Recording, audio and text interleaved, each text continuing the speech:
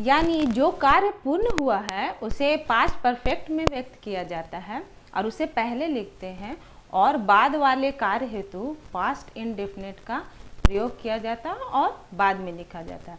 अब आगे negative form देखते हैं, यानी कि नहीं वाले सेंटेंस।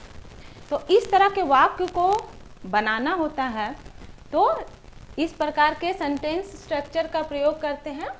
पहले सब्जेक्ट आता है, फिर हैड आएगा, उसके बाद नॉट, इसको शॉर्ट फॉर्म में हैडंट लिख सकते हैं। उसके बाद वर्ब का थर्ड रूप लिखेंगे, उसके बाद ऑब्जेक्ट और आगे। एग्जाम्पल देखते हैं। जैसे पहला है, राहुल एक किताब नहीं लिख चुका था, यानी उसने किताब नहीं लिख चुका था। तो सबसे पहले सब्जेक्ट लेंगे, सब्जेक्ट हमारा राहुल है, तो पहले राहुल, उसके बाद हैड, उसके बाद नॉट लगाएंगे या इसके जगह हैडंट लिख सकते हैं, हैडंट। उसके बाद वर्ब का थर्ड रूप, तो वर्ब है लिखना, तो लिखना का राइट होता है, राइट का थर्ड फॉर्म रिटेन होगा, तो यहाँ पर लिखेंगे रिटेन, हैडंट रिटेन एक किताब, आ बुक। अब दूसरा है, सीता गाना नहीं गाई थी, मतलब वो गाना नहीं गा चुकी थी। तो सबसे पहले सब्जेक्ट लिखेंगे, सब्जेक्ट सीता, उसके बाद हैड के साथ नॉट, हैड नॉट।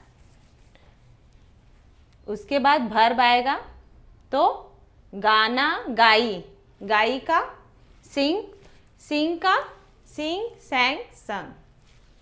तो Sita had not sung a song, गाना एक गाना, ऑब्जेक्ट।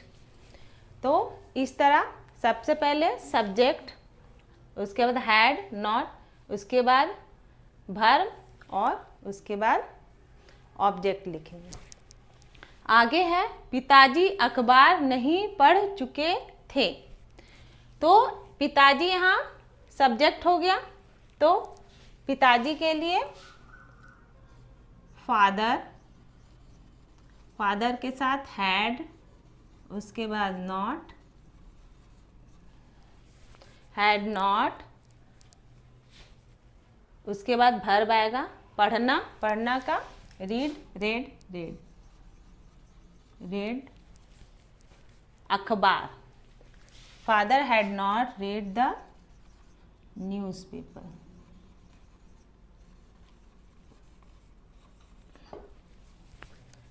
ये हो गया। इस तरह से हम सेंटेंस फॉर्म करेंगे। आगे है हमारा इंट्रोगेटिव फॉर्म, जिसको प्रश्न सूचक रूप कहते हैं। इसमें प्रश्न वाले वाक्य होते हैं। तो इसके सेंटेंस स्ट्रक्चर देखते हैं। तो सबसे पहले इसमें हैड आएगा, उसके बाद सब्जेक्ट, उसके बाद वर्ब का थर्ड फॉर्म, उसके बाद ऑब्जेक्ट और आगे। इसके एग्जाम्पल देखते हैं। क्या राहुल एक किताब लिख चुका था? तो यहां सबसे पहले हैड का प्रयोग करेंगे, हैड के बाद सब्जेक्ट हमारा कौन है जिसके बारे में बोला जाता है? राहुल। तो हैड राहुल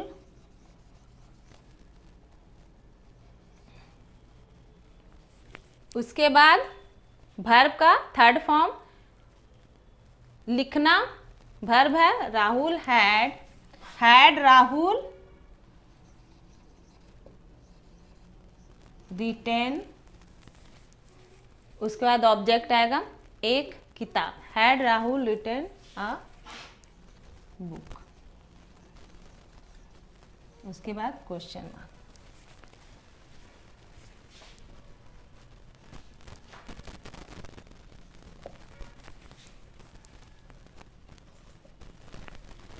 क्या तुम घंटी बजने से पहले अपना कार्य समाप्त कर चुके थे? यहाँ पर दो कार्य है, जैसे कि पहले मैंने बताया था अफर्मेटिव सेंटेंस में। तो सबसे पहले दो सेंटेंस है, एक साथ एक के बाद एक समाप्त हुआ है।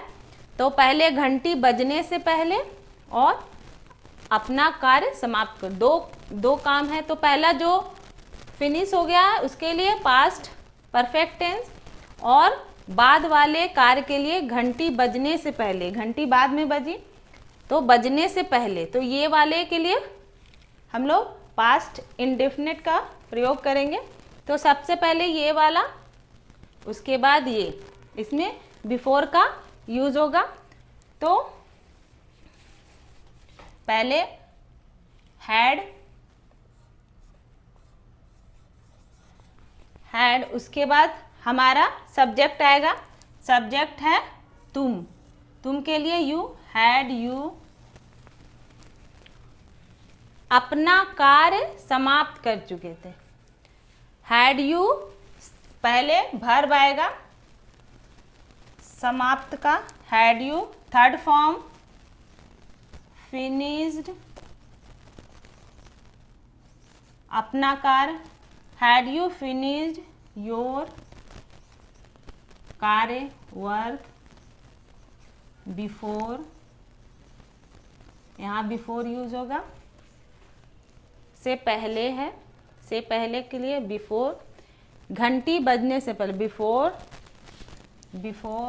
The bell rang. Had you finished your work before the bell rang? इस तरह हम लोग सेंटेंस फॉर्म करेंगे। आगे देखते हैं। अब ये जो इंट्रोगेटिव सेंटेंस अगर नेगेटिव फॉर्म में हो तो उसके लिए हम लोग ये वाले सेंटेंस स्ट्रक्चर का प्रयोग करेंगे। पहले हैड, उसके बाद सब्जेक्ट आएगा और सब्जेक्ट के जस्ट तुरंत बाद नॉट का प्रयोग करेंगे। सब्जेक्ट के तुरंत बाद नॉट का प्रयोग करेंगे, जैसे पहले भी हम लोगों ने बनाया है। उसके बाद वर्ब का थर्ड फॉर्म, फिर ऑब्जेक्ट और फिर आगे। इसको ऐसे भी लिख सकते हैं, यदि आप नॉट को आगे लिखना चाहते हैं तो हैड नॉट नहीं लिखेंगे, पहले भी मैंने बताया इसका शॉर्ट फॉर्म यूज करेंगे हैडंट, उसके बाद सब्जेक्ट, उसके बाद वर्ब का थर्ड रूप, फिर ऑब्जेक्ट और आगे। तो एग्जाम्पल देखते हैं। क्या सीता 6 बजने से पहले नहीं सोई थी? ठीक है, तो पहले हैड लगाएंगे, हैड, उसके बाद सब्जेक्ट कौन है? सीता, तो सीता, और सब्जेक्ट के तुरंत बाद नॉट का यूज करेंगे, हैज सीता नॉट। उसके बाद वर्ब, सोना का स्लीप होता है, स्लीप का third form slept, not slept. से पहले के लिए बिफोर का यूज करेंगे, before, had Sita not slept before, यहाँ 6 बजने, बिफोर 6 o'clock, क्वेश्चन मार्क। या फिर इसको ऐसे भी लिख सकते हैं, इसको नॉट अगर आगे ले आते हैं तो इसका बना सकते हैं, इसको इस तरह भी सेंटेंस बना सकते हैं, hadn't Sita slept before 6 o'clock। तो इस तरह हम लोग पास्ट परफेक्ट के अफर्मेटिव, नेगेटिव और इंट्रोगेटिव सेंटेंस फॉर्म करेंगे। ध्यान से देखें और इनको समझें। आगे हम देखते हैं usages of past perfect tense. चलिए आगे देखते हैं पास्ट परफेक्ट टेंस का यूज कहाँ पे होता है। तो पास्ट परफेक्ट का पहला यूज है, पास्ट परफेक्ट का प्रयोग वर्ब जैसे कि hope, expect, think, intend, want, suppose के साथ ऐसी पास्ट आशाओं, यानी पास्ट मतलब बीते हुए समय के आशाओं, इच्छाओं, कल्पनाओं के संदर्भ में किया जाता है जो पूर्ण नहीं हुई हो। मतलब आशा थी लेकिन वो बीते समय में पूरी नहीं हुई है। एग्जाम्पल देखते हैं। मुझे आशा थी कि आप हमें सहयोग करोगे। We had hoped that you would cooperate us.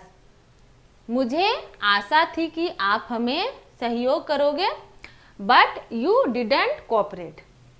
You had hoped that we had hoped that you would cooperate us, but you didn't cooperate. तो इसमें आशा थी कि पहले आशा थी कि वो मदद करेगा, लेकिन उसने मदद नहीं किया। फिर दूसरा देखते हैं। मैं पिछले वर्ष अमेरिका जाने की इच्छा रखता था। पिछले साल वो अमेरिका जाने का इच्छुक था, बट आई कुडंट, लेकिन मैं जा नहीं सका।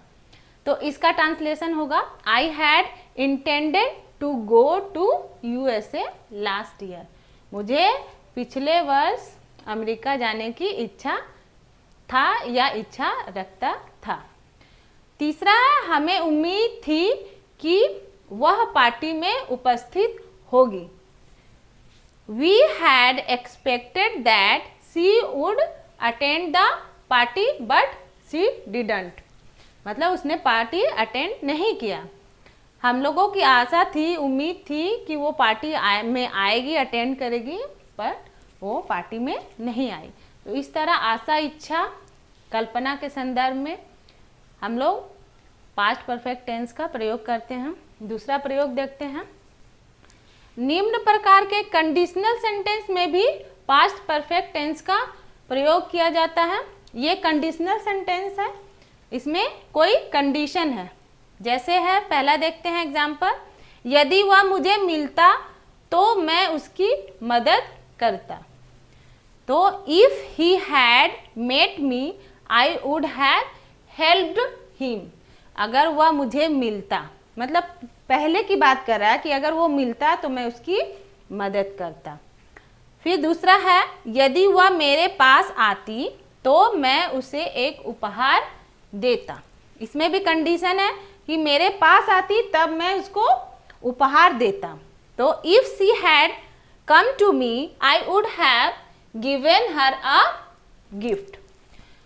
तो इस तरह के वाक्यों के पहले भाग में हैड, उसके बाद वर्ब का थर्ड फॉर्म यूज करते हैं, और दूसरे भाग में वुड हैव के साथ वर्ब का थर्ड फॉर्म का प्रयोग किया जाता है। इस तरह हमारा कंडीशन है पास्ट परफेक्ट टेंस का प्रयोग करने का।